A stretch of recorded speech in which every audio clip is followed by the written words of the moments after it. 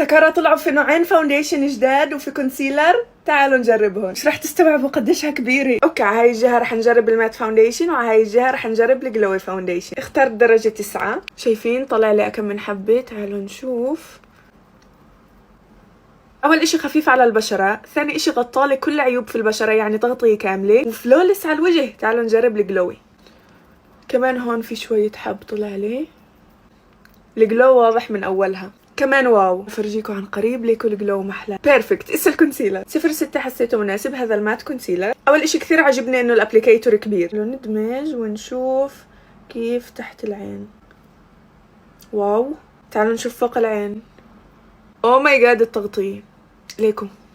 اول اشي شايفين قديش سموث تحت العين. كنت متوقع راح يكون اشي جودة عالية بس مش لهي الدرجة. بخلص المكياج وبرجع لكم. كونسيلر للتفتيح بحطه هيك وبدمج.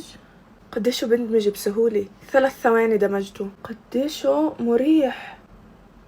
خلصت المكياج واجيت. شوفوا البيس، هاي الجهة اللي حطينا عليها فاونديشن مات، وهاي الجهة اللي حطينا فاونديشن جلوي. بعده جلوي وهون مات. اسمعوا، واو في كل معنى الكلمة. بنصح فيهم من كل قلبي. الكونسيلر سفاح، فلولس تحت العين، بيرفكت، بندمج في سهولة، بندمج خلال 3 ثواني وبيعملش خطوط، وكمان في نفس الوقت بخلي تحت العين سموث وزي الفلتر. للاحترام سكارة، في هيك سعر هيك منتجات واو.